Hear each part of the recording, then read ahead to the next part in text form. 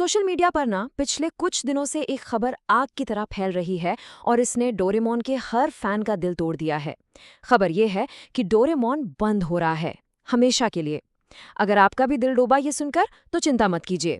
आइए आज हम इस खबर का पूरा पोस्टमार्टम करते हैं और सच्चाई पता लगाते हैं। तो चलिए आज इस वायरल खबर की तह तक जाते हैं, पता लगाते हैं कि इंडोनेशिया में असल में हुआ क्या है। और सबसे जरूरी सवाल, क्या हम सबके प्यारे डोरेमोन को भारत में भी अलविदा कहना पड़ेगा? तो कहानी की शुरुआत होती है इंडोनेशिया से। देखिए, वहाँ डोरेमोन सिर्फ एक कार्टून नहीं है, बल्कि ये वहाँ के कल्चर का एक बहुत बड़ा हिस्सा रहा है। आप सोच कर देखिए, 35 सालों से भी ज्यादा हर संडे मॉर्निंग इंडोनेशिया में बस एक ही चैनल पर डोरेमोन आता था, RCTI। मतलब पीढ़ियों ने इस शो को देखते हुए अपना बचपन जिया है। ये उनके लिए कोई आम शो नहीं, बल्कि एक रूटीन, एक परंपरा बन चुका था। और फिर बूम, दिसंबर 2023 के बाद अचानक से डोरेमोन टीवी से गायब हो गया। कोई अनाउंसमेंट नहीं, कोई प्रेस रिलीज नहीं, चैनल ने कुछ भी नहीं बताया, बस शो आना बंद हो गया। आप इमेजिन कर सकते हैं फैंस में कितना कंफ्यूजन और हाँ, गुस्सा भी फैल गया होगा। सोशल मीडिया पर तो जैसे लोगों का दिल ही टूट गया। एक फैन ने लिखा, जब से डोरेमोन बंद हुआ है RCTI देखने में मजा ही नहीं आता। हजारों लोगों ने यही कहा कि वो तो सिर्फ डोरेमोन के लिए ही ये चैनल देखते थे। ये दिखाता है कि लोगों का इस शो से कितना गहरा, कितना इमोशनल कनेक्शन था।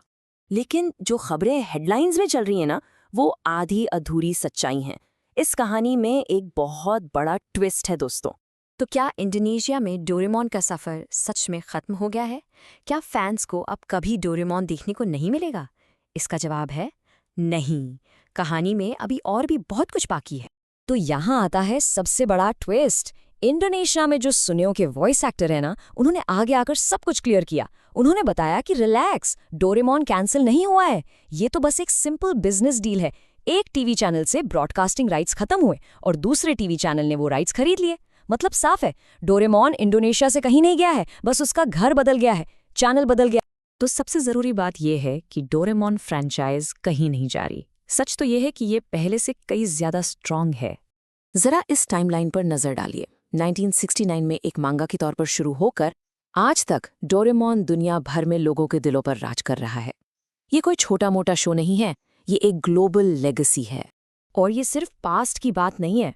देखिए, 2025 में Nobita's art world tales movie release हो रही है और 2026 में new Nobita and the castle of the undersea devil भी आने वाली है।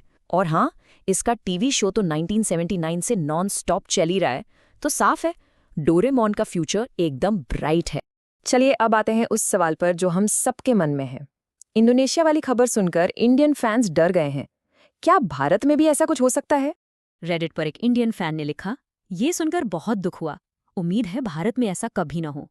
और ये डर बिल्कुल जायज़ है, क्योंकि डोरेमोन हमारे बचपन का एक बहुत बड़ा, बहुत प्यारा हिस्सा है। लेकिन आपको घबराने की बिल्कुल भी जरूरत नहीं है। फैक्ट्स ये हैं कि भारत में डोरेमोन की पॉपुलैरिटी आसमान छू रही है। ये डिज्नी चैनल के लिए टॉप व्यूअरशिप लाता है। इतना ही नहीं, हॉटस्टार जैसे स्ट्रीमिंग प्लेटफॉर्म्स पर भी ये शो कंसिस्टेंटली टॉप 10 में रहता है। ये सिर्फ एक कार्टून नहीं है, बल्कि चैनल्स के लिए एक बहुत बड़ा कमर्शियल एसेट है। अब ये समझना बहुत जरूरी है कि कोई शो बंद क्यों होता है। इंडोनेशिया में जो हुआ वो एक लाइसेंसिंग इशू था, प्योरली बिजनेस, पैसों का खेल। लेकिन अगर आपको याद हो, 2013 में बांग्लादेश में डोरेमोन को गवर्नमेंट ने बैन कर दिया था। वहां रीजन बिल्कुल अलग था, एक कल्चरल रीजन। उन्हें लगा कि हिंदी डबिंग की वजह से वहां के बच्चे अपनी भाषा यानी बंगाली भूल रहे हैं। भारत में थैंकफुली ऐसी कोई सिचुएशन दूर दूर तक नहीं है। तो चलिए अब इस पूरी कहानी से हमारे लिए क्या टेक अवे है, जरा इस पर बात करते हैं। देखिए, सबसे अहम बात यह है कि हमारे कंटेंट देखने का तरीका बदल रहा है। पहले हम टीवी पर शो के आने का इंतजार करते थे।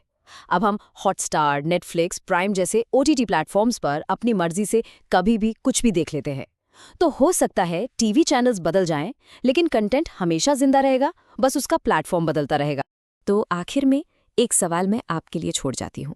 अब जब हम टीवी से OTT की दुनिया की तरफ बढ़ रहे हैं, तो क्या हमारे फेवरेट कार्टून्स के साथ हमारा रिश्ता भी बदल जाएगा? क्या वो संडे मॉर्निंग का इंतजार, वो एक्साइटमेंट अब any time anywhere on demand देखने की आदत में कहीं खो जाएगा? सोचिएगा जरूर इस बारे में।